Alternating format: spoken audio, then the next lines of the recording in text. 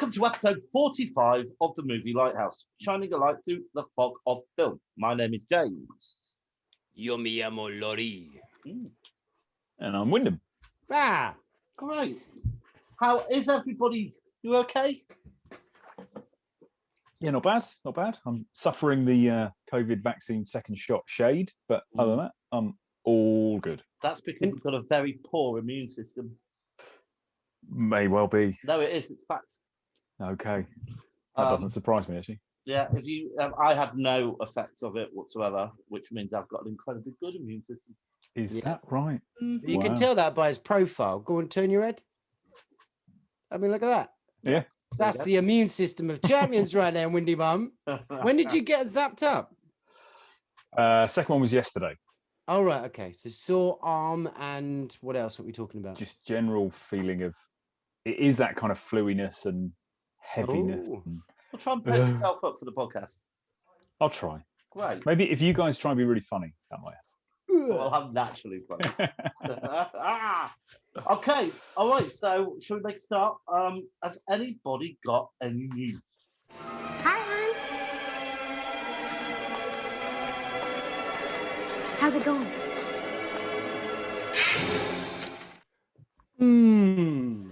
I did bump into something.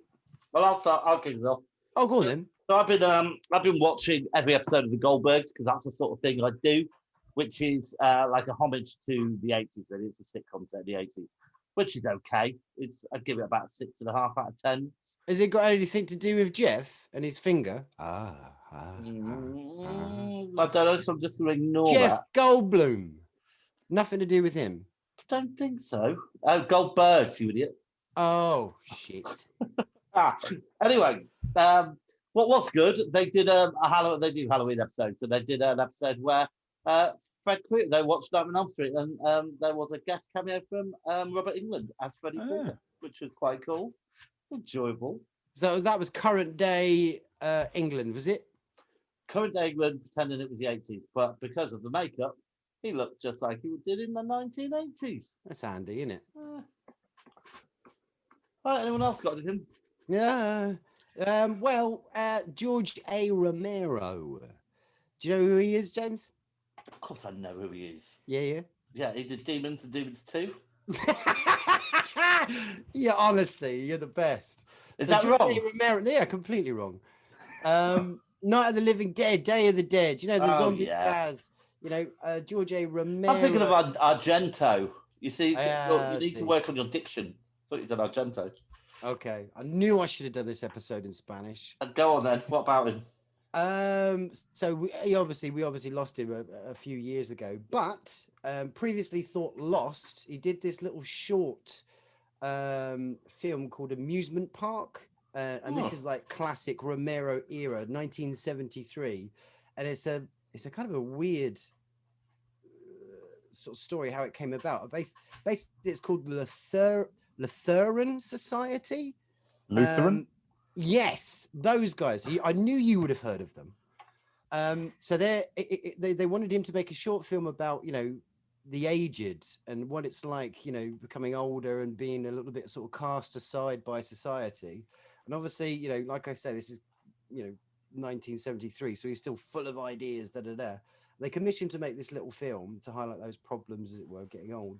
And he just decided to make this absolutely bonkers, strange, bizarre kind of short film where this guy kind of goes to this amusement park and it just gets weirder and surreal and really disturbing.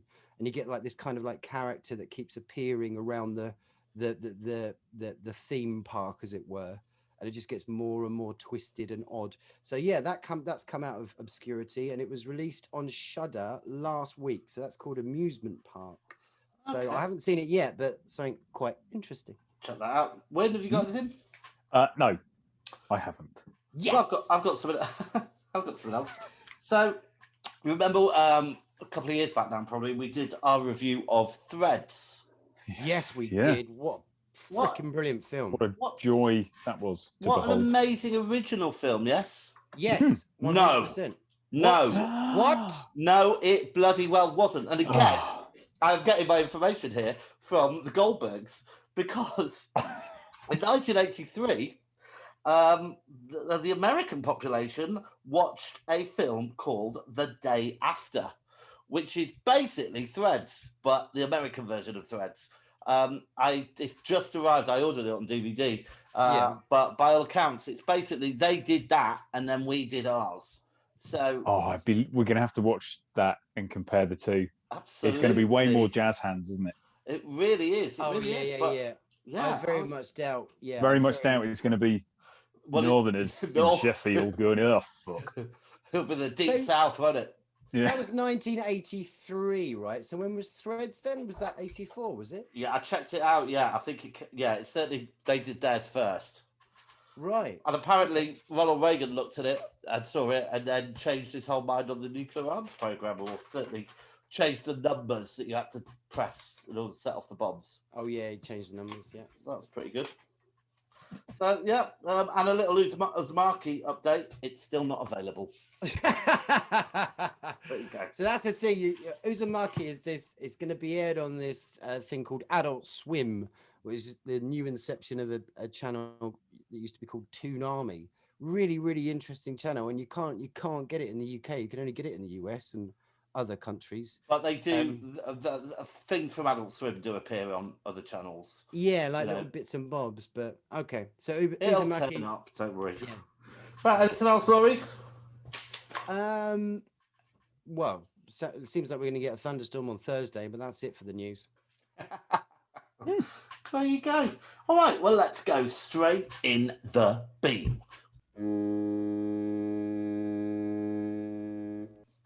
All right, Wyndham, go on, kick us off. I have a film called Palm Springs, released last year. It stars Andy Samberg from Lonely Island fame. No, you know Lonely Island. The dicks in a box. It's not gay if it's in a three-way. Lonely Island are a spoof kind of thing. No, they're a spoof band essentially. I must say though, he's a comedian. I do know Dick in a Box. Justin Timberlake performed it, didn't he? Yes. And also, just a little segue. I've performed twice in a musical called Slice of Saturday Night, and at the end there's a whole bit with a dick in a box. So there we go. Well. Who provided the dick? Is it attached to anybody? My first performance, it was my penis. Yes. I played a different character the second time round. I've got one more shot at it. I'm now coming up to the age of playing like the old guy who runs the club. I've got about 5-10 years to wait, and then I can do that, and then that's it. My Saturday Night fame journey. Oh, no more dick in a box for you. No. Okay, so tell us about Palm Springs. Yeah, Palm Springs is basically Andy Samberg's character is trapped in a 24-hour loop. He's at a wedding in Palm Springs, and he just like Groundhog Day. A little bit like Groundhog Day, but he's on his own, and then every now and then you find somebody else joins him in the loop, and he ends up having this young woman in the loop with him, and it's very funny. Oh. It's good. So it kind of starts off as a romance, or you feel there's a building romance, and then J.K. Simmons is in it. Okay, the one who did the Harry Potter books. Yes. She's very she's making a hell of a cameo. Yeah, it's good. Yeah. Careful with them. Laurie might come down on you like a ton of bricks because it doesn't fall into cult, horror, sci-fi, or fantasy. Fantasy was the other one, Laurie. There you go. Well, this is a time loop. If that's not sci-fi, I don't know what is. Yeah, Laurie. Okay. Well, go on, Laurie. What are you going to choose? You've upset Wyndham. He's left. Yeah. Where's he gone? Oh, it's all right. Sat down. I know he's back. Wyndham, a while ago, did you flag Army of the Dead? Yes. Okay. I'm not going to talk about that, but that's really good. I really enjoyed it. James hated it. It's long though, isn't it? Didn't hate it. No, it's not overly long. It's 2.5 hours. No, it's not overly long. It's right. delicious. Are you right? So you're choosing Army of the Dead? No, absolutely not. No, absolutely not. I am choosing Delia Derbyshire, The Myths and Capes. Have you watched it? I don't have time to watch everything, but as we all know, Delia Derbyshire was responsible for the kind of what would you call it? The original Doctor Who. She didn't write the theme tune. She didn't write it, but she created it. And as everybody, she well, some guy gave her a few notes on a piece of paper. Rob Grainer wrote the theme, and then the BBC Radiophonic Workshop created the theme, and that's what she did. She also created the sound of the TARDIS by using the strings of a piano and a key, and then scraping the key against the strings of a piano, and then slowing it down. Oh, isn't she delicious? But anyway, yeah. But so basically, this thing, Delia Derbyshire, the Myths and Legendary Tapes. It is an hour and a half, so I'm saying it definitely is a film. It's got actors in it. It's got a beginning and a middle and an end, so I'm saying it's definitely a film. But it's actually Arena, so you can watch it on iPlayer. So you get that beautiful opening Arena. Yeah, I loved watching that. I haven't seen that for years. It's just beautiful. But anyway, yeah, it's just really inventive. It's playful. It is a drama, isn't it? Because it is a drama within a documentary, within interviews, all about Delia Derbyshire, and I think it was kind of inspired not inspired, but there was a real big kind of uplift in her and her profile in 2001 because they found like 267 tapes in this place in Northampton. It was just all like little interviews of her. Well, it wasn't a place. It was where she lived. It was in the attic of her house. It wasn't like a random place. Oh, okay. It's like the local Rumbelows or something. Anyway, so yeah, just like loads of interviews of her and all these kind of ideas that she was creating with sound and stuff like that. And yeah, it's just lovely. You find out about her and all her quirks and strangeness and uniqueness. And the way that, like I say, it's really, really playful. It is a documentary and it is a film, and it's just fantastic. Really, really, really great. There we go. All right, and my choice is gonna be the film Awake, which I watched over the weekend, and it's a little Netflix film, and it's another one of these concept films, really. So there are strange solar flares or something, and then nobody can go to sleep. Which seems like, oh God, well, that's all right. But after 5 days without any sleep, everyone goes a little bit crazy. And there's obviously one or two people that can go to sleep. So everyone starts trying to find out, trying to capture them and all this kind of stuff. It's good. It's all right. It's, it passed the time. It wasn't pretentious. It wasn't like up itself. It was doing something new. It didn't like use actors that you thought, oh, that should have been The Rock, as opposed to like the main actor they had in it, or like some really cheesy kind of zombie kind of thing going on. Stick it up your ass, Wyndham. Yeah. Oh. Yeah, Wyndham, stick it up your bum. Oh, there you go. So Awake. All right, so let's go on the rocks. Love on the rocks. Ain't no surprise. So remember, On the Rocks is something that we have watched, which we don't like very much. Go on, Laurie, what have you got? Is it Army of the Dead? I don't think I have anything. If I was including like TV shows, I might be able to say something, but I'm not going to. It's a revisiting of a film I kind of knew, and it was shit last time I watched it, and it's crap again. Predators. Predators. Yeah, I haven't seen it 4 years. Thought I'd give it another go. It's just as bollocks as it was. Is that the Adrian Brody one? It is. Yeah, the one from the 80s we're talking about, yeah? No, Predators. So multiple. Was that the early 90s then? It's 2000. 2000 something, yeah. All right, so I'm getting confused because I'm sure they did a Predator 2 in the 80s. Yeah, which is great. Yeah, that's good, yeah. With Danny Glover. Okay, yeah. So we're not talking Predators was 2010. Right. Okay, well, that's a shame. All right, well, I've got a couple to choose from, but I am going to go with Justice League Snyder Cut. Did you make it all the way through? You are so down. That man cannot direct movies. I mean, Army of the Dead so is self-indulgent. Really good. I mean, look, we've got 4 hours, and I'd seen the original version. I thought that was awful. and this is just worse. I mean, it just goes on, and the whole 20-minute section at the end, which has no relevance to the rest of it. You really don't care about the characters. Wonder Woman's all right, but it's just a bit shit. Should have watched Army of the Dead. All right then. Oh, what's that noise I can hear? Could that be the trailer trawler trucking along with its trailers for the month? Oh. All right. So, has anybody seen any trailers? I've seen 4. So, what film are we going to see? Oh gosh, that's called again. Well, we'll look at that in a second. Is it called Censored or Censor? Yeah, at the film festival. Yeah. So Okay. obviously, I saw that and I was like, "Oh, this looks good." So what's that about? Censor. I don't fully know because I've only just seen the trailer. But as far as I can determine, it's a censor who's back in like early 80s when video nasties were a thing, and it seems like she's lost someone of her family, a sister or a daughter, something like that. And then she slowly starts getting pulled into the film. Similar kind of deal, Barbarian Sound Studio kind of deal by the looks of things. That's the idea that I'm kind of getting from it.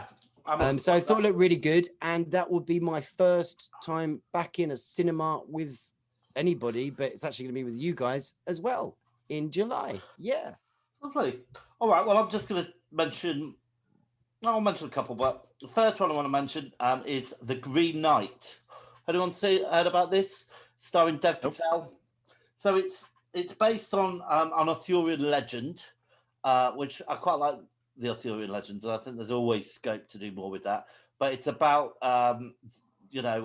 this knight, a fairly green knight, which is like it's like a knight made of wood. It's like a tree knight, really. Yeah. I think he appears in Excalibur, doesn't he? Possibly, I don't know. Yeah, but that looked really good and quite original. I think that's going to be a great film. And then, have you got any? Dev Patel is always good value. Yeah, he really is. And then I saw the trailer for Venom 2, which encouraged me to go back and watch Venom, and I really liked it. Watching it again, I think you really liked it the first time as well. Oh well, that's good. I'm consistent. Who would have thought that? But I think it's going to be good, and I think what's his name? Who's Venom? Tom Hardy. He's a good actor. I think he does quite well. So there we go. You sounded like you were hedging there a little bit. He's a good actor. Well, I don't want to say he's very good in The Drop. Have you seen The Drop? No. He's very good in that. Oh. Is that about Amazon deliveries? Yeah. Great. Yeah. All right, should we get on to the main feature because it's really hot and I'm melting. Oh, it's so hot. It's so hot. Our cranes are going to melt, and therefore we won't be able to do any animation because it is anime.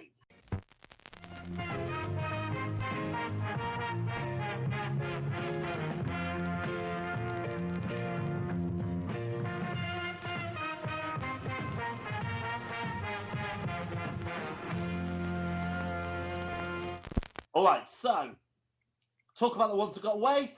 So, Spirited Away and Princess Mononoke. Something. Well, yeah. I love it when you have to read Japanese, John. Yeah, I should just do it really quick. Spirited Away. It's the first film I saw by Studio Ghibli, and I thought it was great. I loved it, but it's the most well-known one, which is why I'm quite glad we chose the other one. I don't know anything about the princess one. Anyone else? Princess Mononoke. It's beautiful. It's kind of a story about humans and nature and the balance between the two, and the wrong that human does and the beauty that nature is and the scariness that nature can be as well. It's a really, really great film. But I am very conscious, anime is gargantuous. It's massive. And we came up with before you do this, real standards. Well, you can talk about this in a minute because I'm going to give you a bit of information about anime, which will probably answer most of your questions. Okay, so in the news, I'm going to give you some facts. Fact number 1, Anime is in fact an abbreviated pronunciation of animation. It began in 1917 by Japanese artist Shimokawa Oten, Junichi Kuchi, and Shitaro Kitayama. No. It's not synonymous with cartoon, despite the popular belief held by the uneducated masses. Anime is considered to be an art form by those who appreciate it. A wide range of audiences are targeted with complicated, in-depth, and emotional storylines. In Japan, more paper is used to print manga than toilet paper. Yeah. Dirty bastards. On TV, so some big anime on TV was Cowboy Bebop. Anyone see that? Yes. Yeah, great. No. Me neither. Full Metal Alchemist. Yeah, that's on Netflix. Genesis and Evangelion. Oh, yeah, Evangelion. All right. And One Piece. Oh, One Piece. Yeah, okay. That's cute. Okay, music. Most famous music video based on Ghost in the Shell. Great. And top 5 grossing films. We have Demon Slayer, Spirited Away, Your Name, Howl's Moving Castle, and Ponyo. Anything you want to add to that, Laurie, before we get into the first film? I know. I don't know. I remember when we were choosing them, Wyndham, you mentioned Legends of the Overfiend and things like that. It's just, it really, when we say anime, we are talking about, stuff that's coming out of Japan, really. We're not just saying animation is a full thing. But yeah, just the stories, it's just weighty. It goes into places you could have kind of never dreamed of sometimes. And the ones that we have pulled out are very kind of arguably, very well known films. But the two that we have chosen are great. There's no denying it. But yeah, it's just a great art form. I love it to pieces. And actually, there's a revelation later. I'll pop out because I was asked the question, "What have you learned from watching that film?" And yeah, I'll tell you later. Oh, stay tuned, everybody. Yeah. Crikey. All right, so let's do film 1, Akira. It was released in 1988. The director was Katsuhiro Otomo. The author was the same person. The screenplay was the same person.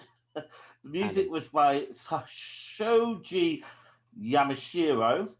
The budget was $5.5 million. And it made $25 million at the international box office. It won the Silver Screen Award in 1992 at the Amsterdam Fantastic Film Festival. Brilliant. It was nominated for the 2007 American Anime Awards. And that'll do. And it's got a 90% rating on Rotten Tomato.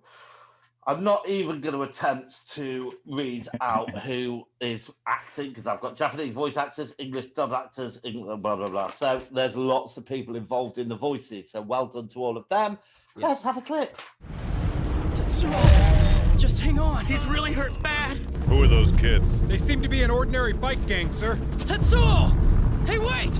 You can't take them away like... It was a dream that I saw. You mustn't let that boy go. The city will crumble. So many people, so many will die. We get to meet Akira again. Oh, I'm exhausted already. In it, eh? Laurie, give us a synopsis of what happens in this movie. Neo Tokyo. I can't remember the year, but the opening scene, you're panning in. You got the bird's eye view. You're coming down, and then there's a white light that eats up all of Tokyo. Something's gone down. What the fuck's that? Next minute, you're kind of in Blade Runner-y kind of world, definitely in the future, and just these really cool dudes on really cool bikes. Going around having a fight with a rival gang, and as kind of like a really cool chase scenes going on, one of the dudes, Tetsuo, bumps into this kind of little grey weird looking fella, and it seems like he's changed quite considerably from that accident. And your time's up. All right, so Win, have you seen this before? No. First one. Wow! I hadn't seen it before either. What the shit? No, I had it on DVD for about 15 years. Why? Why did you have it for Dunno. 15 years? I sold it about a year ago. Can you believe it? Anyway, when did you first see it, Laurie?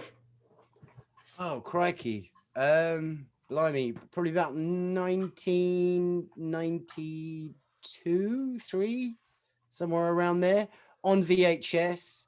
And, well, blow me. Yeah, just delicious. All right. Well, I have to say, I kind of disagree watching it for the first time. I wasn't hugely impressed with it. I found it quite hard going. Really? Why? There's What was a hard? there's a What was lot hard? going on. Yeah. And maybe that was the problem. I like Which is just maybe fine. one thing going on at a time.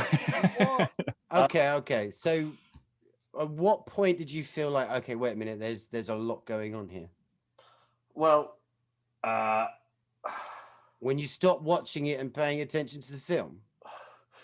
well, it confused me a little bit that well, it didn't confuse me. Look, I don't really like Be honest. Well, I don't like car chases or bike chases. There was a lot of bike action in it. They Only at shot the a dog. Didn't like that.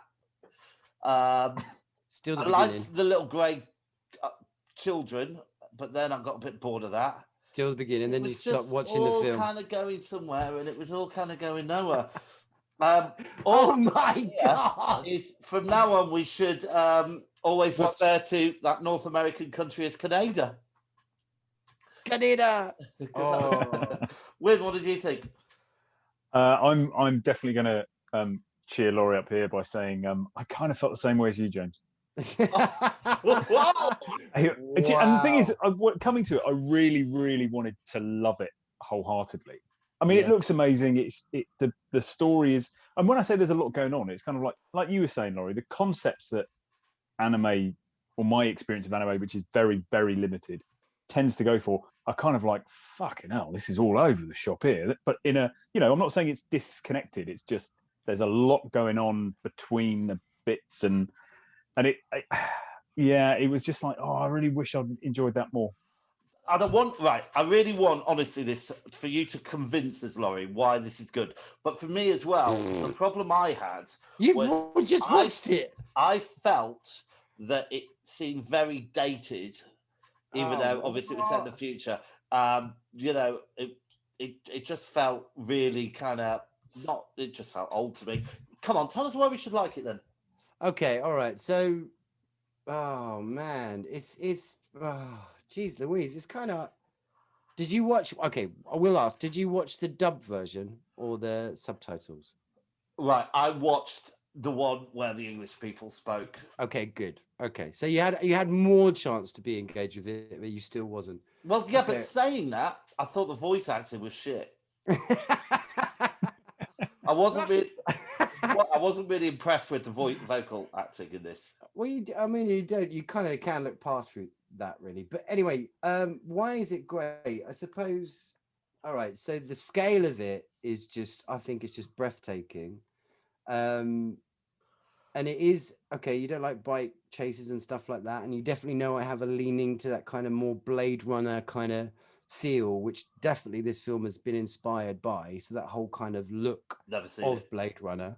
But I suppose it's just the lovely idea and the design of these little grey dudes turning up, and then it's like, what the hell is that? What's going on here? And Tetsuo, he's smashed into this grey dude, and basically this Akira. So Akira essentially was this young boy, but there was something in him that was right. So I was going to ask you this. Yeah, so I've written down here the mystery of Akira. I couldn't agree more. What the fuck's Akira? Akira. Well, on, all I've got is Akira is ultimate energy. There you are. But that is not an entirely satisfactory explanation. Like a wind farm. No. It's basically he's okay. So I'm talking from the perspective why I haven't read like the 347 mangas that are about Akira, so I don't fully know. But what I've got from the film is that Akira is this boy, and there's something in him that is connected to that energy, and it's limitless. and he can just, create and do whatever. So right at the beginning, where you see kind of that nuclear wipeout of Tokyo, that's Akira having a hissy fit back in the day. So all the scientists and stuff decide to sort of take him to pieces and put him in a massive, great big freezer and just pray to God that he doesn't kind of wake up again. But these other three grey dudes, they have similar elements, because they were sort of trained and not trained, but studied with Akira when the scientists were looking at it. But anyway, so Tetsuo has this massive crash and bangs into one of them, and he gets that kind of that energy woken up within him. And he's a young punk and all that, full of jealousy, and not necessarily jealousy, but he's got, his best friend, Kaneda, is always the stronger one and all that. And he just suddenly now he's realizing he's kind of got this power, but he can't control it. It's kind of awakening in him, and it's consuming him. And he's just getting more and more and more and more mental. And everyone's kind of trying to stop him. It's like, calm down. The scientists. Is he? Because when the secret police take him away after the crash and they conduct experiments on him, and they find out that his brainwave patterns are the same as Akira's. Beginning to replicate, right, and ultimately they get to a point where they match. Right. So is he Akira? No, but he's been awoken. Akira is one boy that had the energy, and Tetsuo has opened up with that same energy, that potential. I think it alludes to that everyone has it. Yeah, go on. Well, I think this is one of the problems. I've got to put here that the exposition is very clunky in this film, and I think it's not. Well, I think there is. I think they stop and explain a lot. This is happening now, and now this is happening, and this is happening. Why did you find it confusing then? If they did that, you would have loved it. Because I'm not saying it was clear. I'm saying there was a lot of clunky exposition. It didn't. For me, I found it very hard to engage with the storyline, and I thought that the first blue villain, the one who moved around on the little tray, was it? Yeah. He's lovely. Looked just like Nicola Sturgeon. Yeah, he's got a certain vibe going on. I mean, do you ever remember a film came back out? I think sort of 2012-ish, Chronicle. Do you remember that film, No. Chronicle? Nope. Basically, these guys, these not jocks, but these American kind of students, and then there's like an asteroid that lands, and they go and visit the asteroid, and then all of a sudden they start getting these powers. And one of them's a little bit damaged. He's got like a bad I do remember this. dad, and then he can't control it. He gets worse and worse and worse. That's a massive rip-off of what Akira is, pretty much. But it's a shame that you have to use a different film to explain what was going on in Akira. Well, it is a shame. I know it, but it kills me. It kills me. But then, also you do have the other elements where you've got the people that are kind of trying to, the guy who had the dog, the little grey guy at the beginning, they're kind of this kind of renegade group, and you think they are actually the good guys doing this renegade stuff, but it actually turns out that there's some fat cat that wants money to get these grey dudes and get their energies and stuff like that. But again, that's just a kind of little side plot, really, which doesn't lean to it. But it's just the imagery is this undeniable. I mean, I don't know. So let's talk about the animation. So Win, what did you think about the animation? I thought it was quite detailed. It is. I mean, your comment, Laurie, the whole Blade Runner piece, it is that kind of layered, and I think it looks great, and I do enjoy the stylistic look of anime, and I appreciate that is a very broad church, and there will be different styles within it. But that kind of typical things you think of when somebody says that. So I think it looked amazing, absolutely amazing. But what was going on with their noses? I can't remember what their noses look like. They all look like they had League of Gentlemen noses. No, their immune systems must have been terrible. But maybe that's just the style of the dude. Well, tell us about the animation. What were we not seeing? I don't know. It sounds to me like you weren't seeing the film. I mean, it's just like even all of it is just absolutely stunning, spectacular, timeless. No, it hasn't dated. It's an absolute masterpiece. It's fantastic. The way that going back to Tetsuo, when obviously his powers really kind of starting to come out and he can't control it. It just turns, the whole beauty of it just sort of sprawling out, and it's just gorgeous. I'd never ever seen anything like that before, and I'm sure obviously in anime there probably were other animes that did kind of similar stuff, but definitely didn't nail it like that. And apparently, the reason you haven't seen that before is because the movie consists of 2,212 shots and 160,000 single pictures, 2 to 3 times more than usual. Right, well, that was too much for my mind. No, yeah, and it used 327 different colors, another record in animation film, 50 of which were exclusively created for the film. Listen to that. And then also listening to the film, the music is just absolutely spectacular. Right, if you want to get onto music. Yeah. Okay, so the music is a bit of a mess. Oh, especially the theme in the dream sequence. The theme is just a few notes. Not impressed. That's my note. Just a few notes. Perfect. It's absolutely the music is brilliant. Really? Yes. Wyndham, really. what did you think? It didn't make much of an impression. Maybe they use. It never does though. You guys are. Yeah, you guys are always more attuned to that than I am anyway. So I wouldn't take that as a negative against this film. I have no problem with using just a couple of notes, i.e., the Jaws theme, or Close Encounters. Don't say beans means Heinz. Happy with just using a couple, but their theme tune was shit. Laurie's got that look on his face where he's thinking, why the fuck do I do this podcast with these two bellends? Also, Newton's law of motion clearly states that if you jump onto a bike that's hurtling towards you, you're just gonna smash. It's gonna push you back. It's like and he just kind of hopped over it. Yeah, it's because Kaneda's bang on cool. You totally only saw the beginning of this film. I saw the whole thing, all the way to the bit in the end where the guy went all power mad and was going, I'm Akira, I'm Akira. And I was going, why did the toys get big? Oh, they were in disguise. They were the grey people in disguise. The children, you mean? Oh, so it was a mental projection. Yeah. Why were they grey anyway?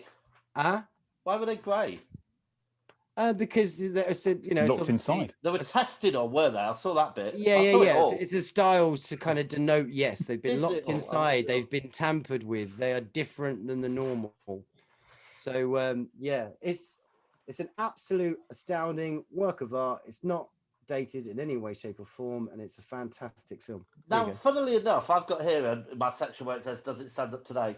I think age has not been kind to this film. Yeah, you said that.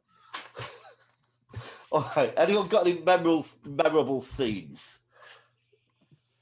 Memorable scenes. I suppose going back to the first time I saw it, obviously I loved the whole opening sequence and the light trails behind the bikes and stuff like that. But it's when Tetsuo first, he has the shing, and then it goes Akira like that, and his guts spill out all over the floor, and he's trying to pick up his guts. He's like, and I'm like, what the? Oh yeah, I quite like that. That was good. I'll choose that one. How about you with them? Well, I think it's when Tetsuo's power is really beginning to build, and he escapes from his, I'd say hospital room, but kind of hospital prison room, and the two orderlies try to get him back in the room, and they just end up red mist. Yes, I like that. I'm going to choose a bit where all their toys came to life. I quite like that bit. As the psychological projections. Totally look angry at me. I've seen the whole film. I swear to you, I've seen the whole film. In fact, I kind of watched it twice. I quite like the bar as well. You know, the bar's great. Bar the group go to, the gang there go is to, no and then when bar. Tetsuo comes back, are you testing me? There is no bar.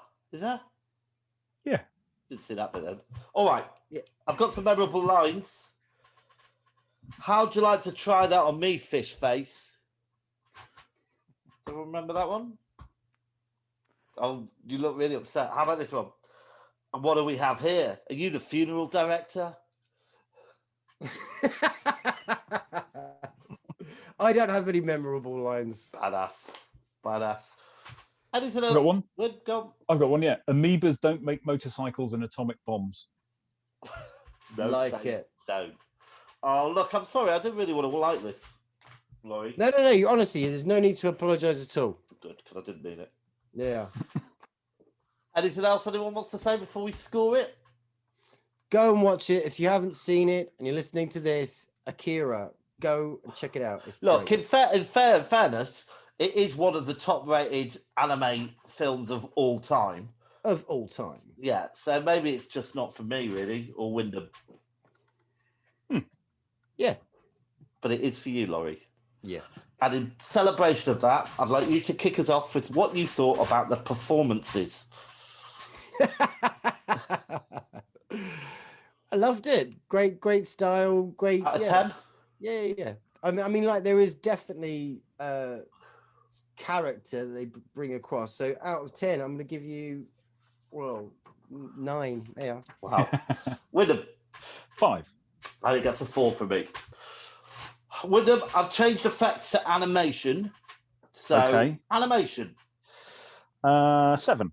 gets a 6 from me. 9. 9. Good. Right, plot 5. Wyndham, 7. Laurie, 8. good. Rewatch factor. Laurie, rewatch factor. 8. Wyndham, 3. 2. Direction, Wyndham, 6. 5 for me. 8. Cinematography, Laurie, 9. 6 for me. 7 from me. Good. Sound of music, I'm afraid it only gets a 2 from me. That's a 9 from me. Gets a 7 from me. Originality, Wyndham, 9. Laurie, 8. and 7 from me. Enjoyability, 4 from me. 8. 5. And life-changing past and present, Wyndham, 0.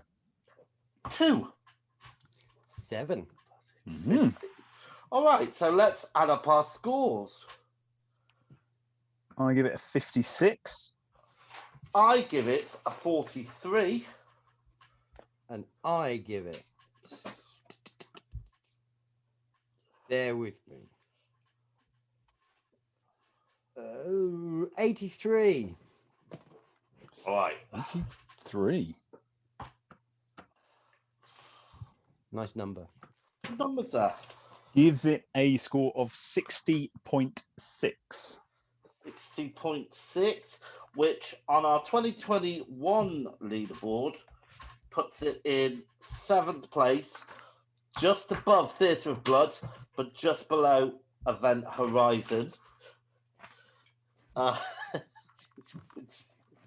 on our whole thing, it gets joint place with Dawn of the Dead.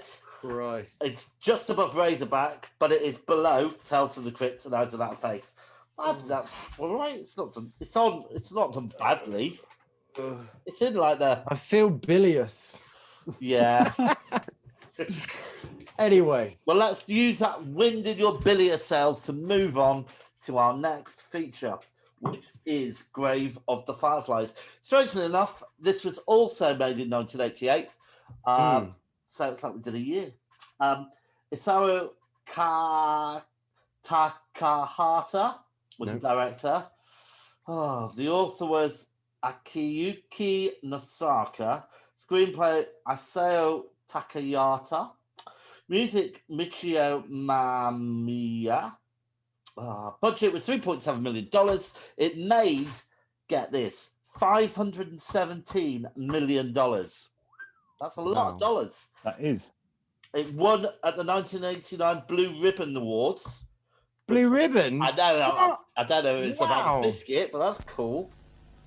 I got those, can't get enough of those blue ribbons. Blue ribbons, the milk chocolate, wafer biscuit, I always choose. When my woman treats me right, she buys me blue ribbon, wafer biscuits, crispy and light.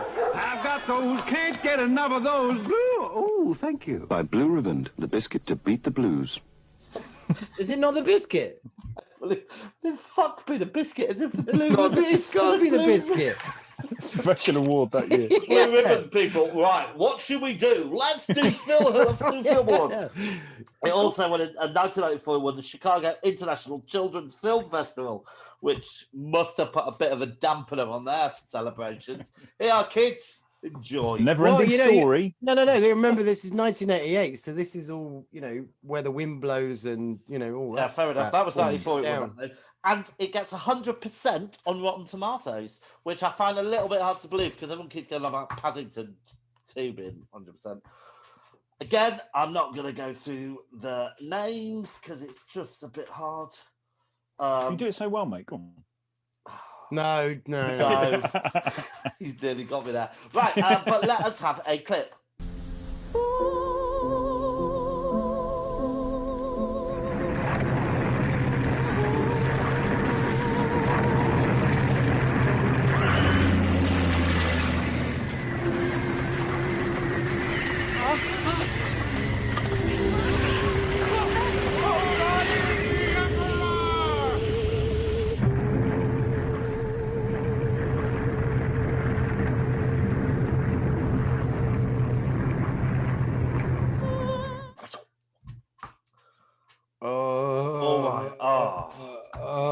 Okay, so first of all, I feel like I need to apologise a little bit to Laurie because why is that? Do you think? Well, I saw this film ages ago, about I don't know, 10 years ago maybe or something, and I was really blown away by it. And at the time, obviously, Laurie, you didn't have any children. And it was just kind of luck that the ages of the two characters are exactly, I think, the same ages as your children right now. Also, a boy and a girl. So I don't know if you were watching that thinking, oh, my God. When I finished watching it, I went upstairs and slept with my daughter. And I held her very, very tightly. Oh, very tightly. So give us a synopsis, Mr. Wise. Okay, so we're at the beginning of, is it the Second World War when America started bombing Japan? Towards the end of the Second World War. Yeah. Okay, so we're there. America is bombing Japan, and Dad's away at war in the Navy. And the two kids and Mum are at home, and they're quite well respected because obviously Dad's out there fighting the good war.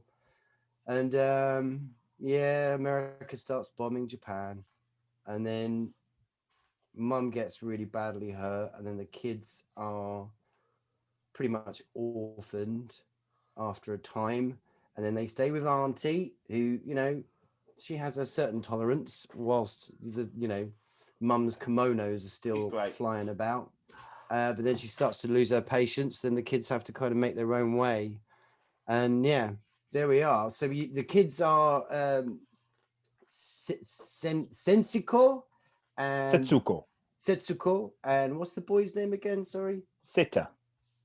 Theta. Yeah. Okay. All right, Wyndham. Had you seen this before? I had not seen this before. No. Go on, what did you think of it? It goes in, like you were just saying about when the wind blows. It goes in with threads and water shit down as a pretty harrowing watch.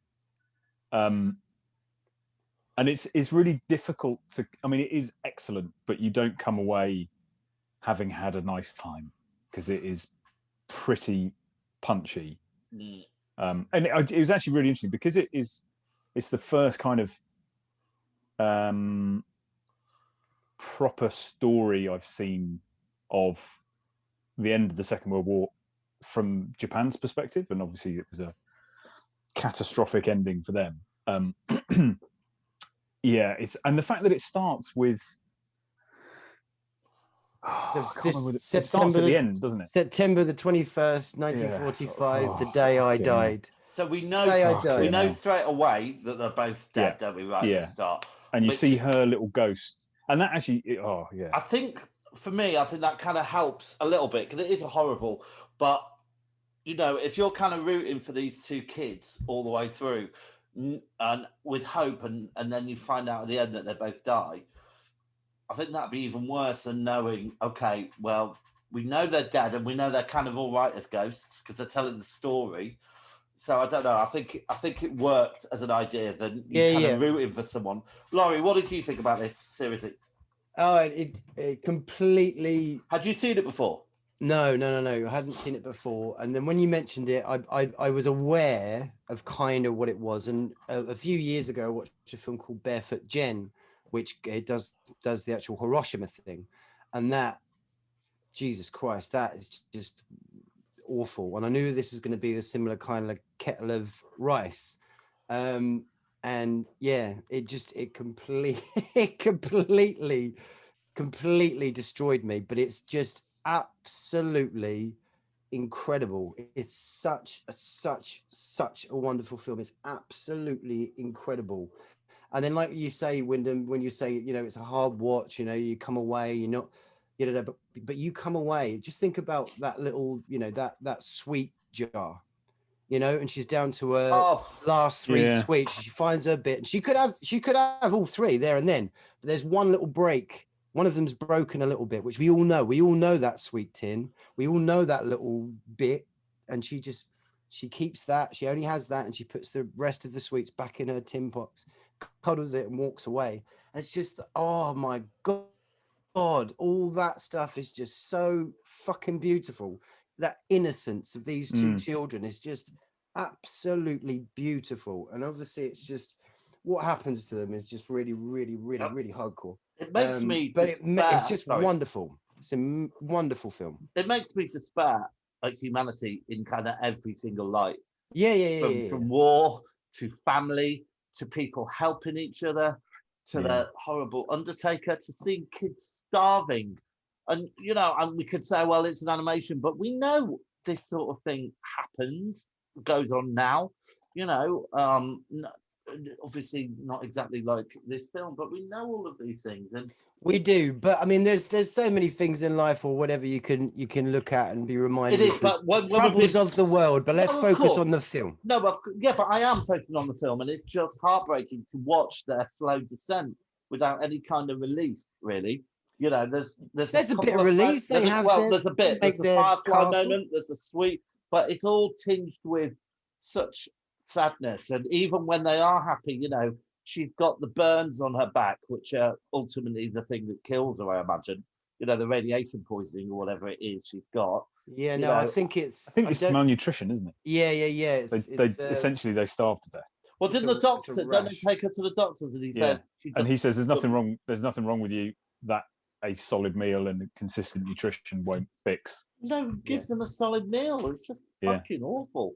Well, I think it's interesting though, because you've got all those characters that you're right. You kind of sit there going, "Wow, his aunt is a bitch," but you also have to kind of take into account that they are also going through the fall of Japan in the form of the point where Japan, the Emperor of Japan, what's the word when you give up? Concede? Surrendered. Thank you. Yeah, when he surrendered, what did you say? It was like concede.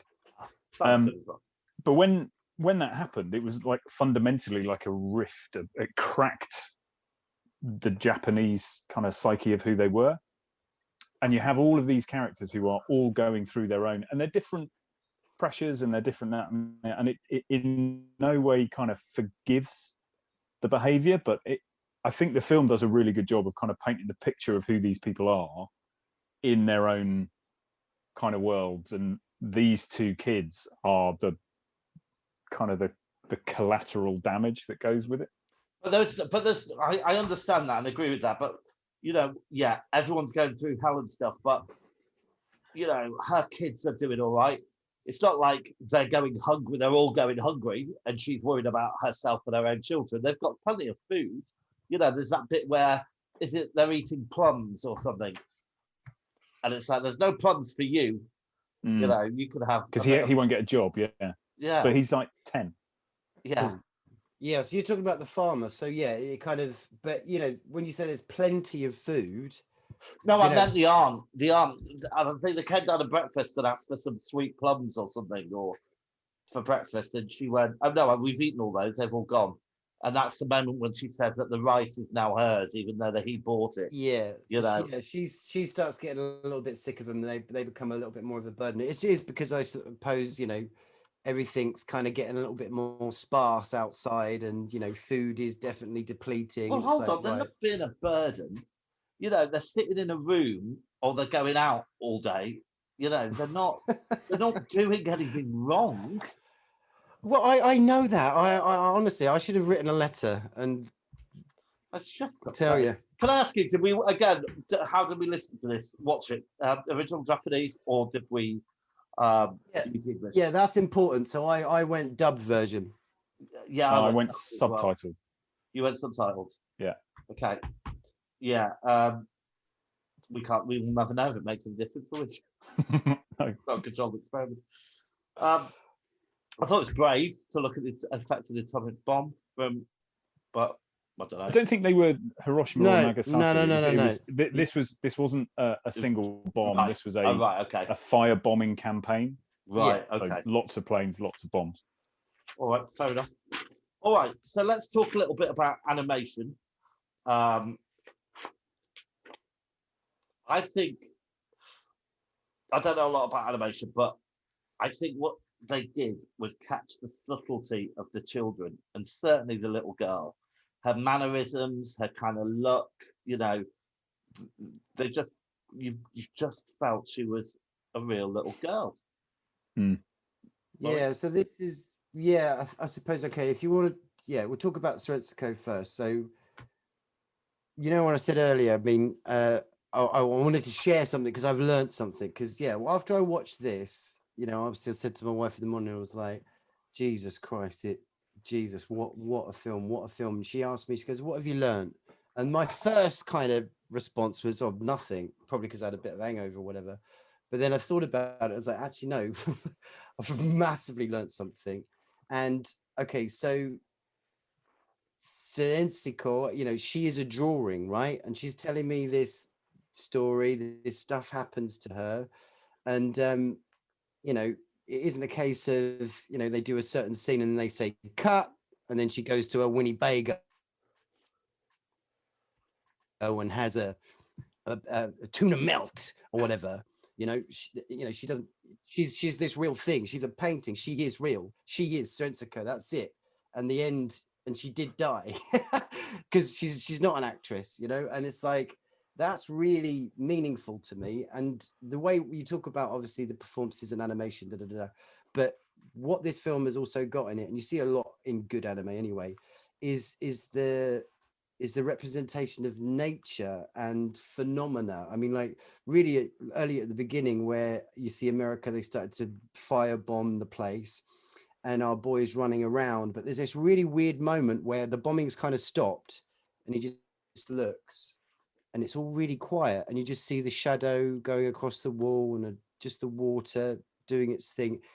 So beautiful. The way, you know, kind of real life is, like the way nature is. And you get that all the way through this film, just loads of amazing detail. Obviously you've got the fireflies themselves. There's this lovely beautiful scene where, you know, they've made their own little fort and the fireflies are there and they actually encourage them all into like the mosquito net, so they're all just there, these beautiful fireflies all flying around and these two just having a wonderful night together looking at them. And it's all of the detail is just so beautiful. The importance of food and the way that they're cooking the food, and just that little rash on the back of Soretsuko's back, and you know it's not going to turn out well, but the way that kind of builds. And then obviously then you get to some really heavy scenes later. So it's just beautiful. What were the scenes that kind of pulled at your heartstrings? Yeah, well, I think it's saying it gets heavy later, but it starts quite heavy with the mother. No, I'm talking about the bit where she's got the two rocks for him, and she's made. Oh yeah, and it's just so hardcore. But Yeah. no, it's hardcore, all the way through. But there's there is light, there's shade, there's all sorts of beautiful stuff, and it's just beautiful. Yeah, for me, I think that scene when the mother dies and he goes and sees the body and it's all bandaged up and there's already flies have been on the body and there are already maggots growing and all that kind of stuff. And it's that, I think that scene for me was that moment where you kind of think this may be animation, but this is what happened. This is a representation of what actually happened 70 years ago. And it's not involving, this is what I'm saying about not involving actors. It's almost like it's a pen, you know, writing on a piece of paper, telling you the story. Yeah. And it has so much more gravity than, you know, fucking Celine Dion, no, Wesley Snipes, you know, giving us his best version of Serensical. Because it's not going to cut it. This is line on paper. It's just, I don't know what I'm talking about, but this is heavy, beautiful, wonderful, amazing film, and I'm not going to watch it again for a very, very, very, very long time because it tore my heart out. I thought the music worked very well. I thought it was very melancholy, fitted well, and I especially liked, I can't remember now, but especially like the funeral music. It wasn't too somber, but very emotive. Any comments on the music before we move on? Yeah, music's beautiful. It's kind of like an orchestra with this lovely flute that goes all the way through it. Just really tender, really, lovely, beautiful. I keep saying that word. I need to find another word for beautiful. All right, I do have a couple of problems with it. I thought the ending was a bit of a damp squib. I know where we were going to, but it just kind of like tailed off and stuff. So do you not think that's reflective of his life? As soon as Setsuko had died, he had no reason to continue to fight. Yeah, well done. Yeah. And he just kind of drifted off. I guess so. Yeah, but yeah, that final scene you see of them, that's them looking at modern Tokyo, isn't it? Oh, is it? Oh, yeah, good stuff. And I wasn't sure, and I can't really remember this now, but I wasn't sure about the best bits moment of his dead sister. I thought that was the highlight reel. Yeah. So it was like a flashback of all the good times. Didn't really work for me. But there you go. All right. Memorable scenes then. For me, the scene where he's holding his dead sister through the windy night, I thought was quite nice. That sort of one. I really loved the moment where I can't remember if he just explains to her that mum's ill and we'll see her later, whatever. But he's just been to the hospital, whatever, and she's in a really, really bad way. And then you see the Sensico, she's kind of standing there just going, just like kicking her foot in the sand. And he goes over to a pole and starts doing these acrobatics, you know, the way, like, you know, you talk about I've got my kids, but the way like a boy may kind of try and get his way through it, try and be strong, and the way the girl just sort of kicks at the sand and then slowly kneels down and starts crying. That was a really, really beautiful scene. But there's so many absolutely superb moments throughout it. But Wyndham, what about you? I think the stick in the head is the mother. Yeah, kind of that resonates. And then actually just any of those moments where Setsuko is, because she's a little child, she's getting frustrated or sad or teasy or whatever, and it's not a particular scene, but it's just he never loses any kind of control around his sister. And it is just that kind of arms around her type thing. I mean, you would say good brother, except he did manage to starve her to death, I guess. You need more than love sometimes. All right. I haven't got any memorable lines, and I just felt, I don't know if it was a translation, but I didn't think the language was really rich, and there wasn't really any kind of lines that jumped out for me. Don't know about you two. Yeah, I suppose that's kind of fair. It's all very kind of practical. I think that's kind of part of it, right? That's dialogue. intentional, isn't it? It's like they're not there's a lot of jazz truth. handing it. Yeah, exactly. There's a lot of truth in this film. It feels like it hasn't been kind of forced in any way, if that makes sense. There's no sort of clever writing or clever prose. Yeah. All right. So, shall we score it? God, that was depressing. No, it's not depressing. It's one of the most. It's probably the best film I've seen. No, I meant the podcast. Very, very long time. Oh right, okay. All right, yeah. You might have a point with that That one. was fine. It's you two. Right, performances. Wyndham. 7. 7 for me. Right, Siensico did not get to go home. She did not get to win an award. She died. She died, for God's sakes. 10. Wow. 10 for performance. Hey. If I could do 11, can I do 11? No. Right. Animation, I give it a 9. Laurie. 9. 8. I just saw Deborah at the bottom of your screen and thought I got your name wrong. All right, plot, Laurie. 8. 6. 8. Rewatch factor, Wyndham. It only gets a 2 for rewatch. Oh, 7 for me. It's amazing. 7, because I do want to say 3, because obviously it's not fun, but yeah, 7. And just on the rewatch, I haven't seen it for like 10 years, and I watched it. I thought it was even better than the first time I watched it, which is always the case. All right, direction, 8 for me. Laurie. Yeah, 8. 7. Cinematography, Laurie. 9. Wait. 8. 9. Sound of music, Wyndham. 7. 9. 8. Originality, 9 for me. Well, I say Barefoot Gem, but I mean it's its own film. You can't compare it. So 7. Yeah, 7. Enjoyability, Laurie. It's a funny word to say about this, isn't it? Yeah. But I mean, I know what I mean by saying 8. Yeah. Actually, no. Sorry. 9. I've given it a 7. Wyndham. And I think my interpretation is leaning more to the real, how enjoyable it was. It's a 5. Okay. And Wyndham, life-changing past or present? 0. 8 for me. 6. All right. Okay. I think it's got quite high scores. I've given it 82. 82. I've given it 56. 13, 16, 18, 19.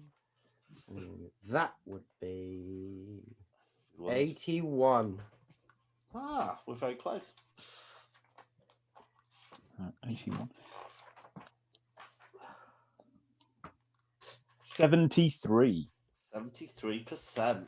All right. And my score would definitely have been higher, but for a low rewatch. Fair enough. It's definitely worth watching. Definitely. Okay, well, it puts it number 2 on our 2021 leaderboard, just below The Wicker Man and just above The Descent. And all in our high scoring one. Yeah, it's alongside Starship Troopers, and it's just below Requiem for a Dream, another happy little film, and just above Dead Man's Shoes and Moon. Dead Man's Shoes is another quite somber film. A little somber area going on the leaderboard. All right, whose turn is it to pick, guys? It's Laurie's pick. Laurie, it's your pick. Yeah. Reach your hand Start in. with you two, though, aren't I? Okay. You must find this so frustrating. Right, here we go. Yeah. Well, it's the same for all of us. Well, the number is, can you see that? Yeah, no you can't. It is 28. 28. Okay. What could it Means mean? nothing to you yet, does it? Almost prefer years now. Well, you're lucky because it is a year. I don't. It is 2008.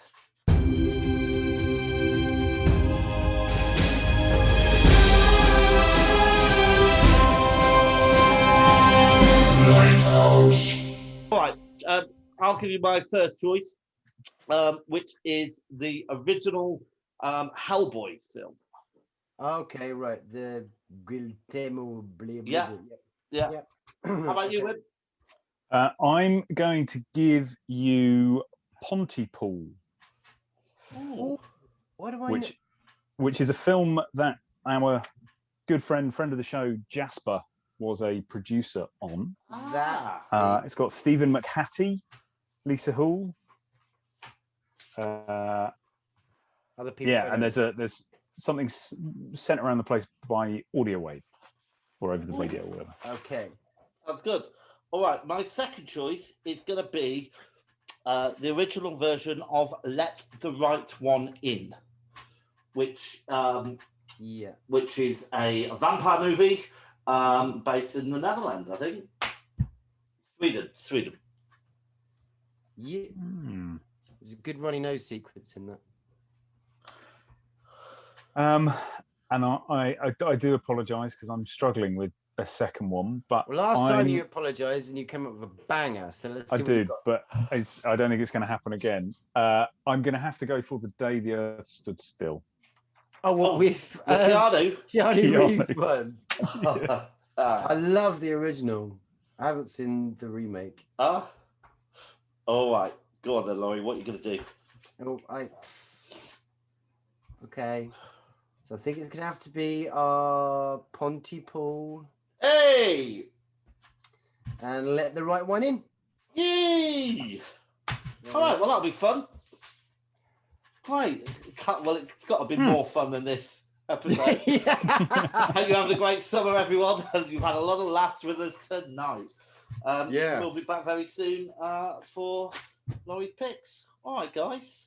Cool. See you soon. See you in 2008. See ya. Bye.